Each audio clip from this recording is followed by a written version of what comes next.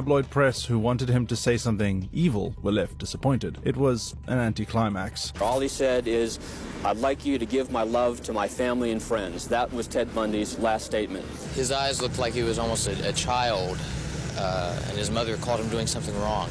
I think if I asked a lot of our audience what their last words would be, it might be something similar. But these words coming from Ted Bundy give them a scary reminder that he's not so different from you or I. Number 4. John Spenkelink. Capital punishment is a highly controversial form of justice, and lots of prisoners use the theater of sitting in the electric chair to critique this brutal punishment. John Spenkelink was one of these people. Spenkelink allegedly picked up a hitchhiker, and they ended up spending the night in a cheap motel. According to Spenkelink, the gun went off accidentally when they were fighting with each other, but that's not a story that the judge and jury would believe. He rather unluckily received capital punishment when it was reintroduced in Florida in 1976 and campaigned against it.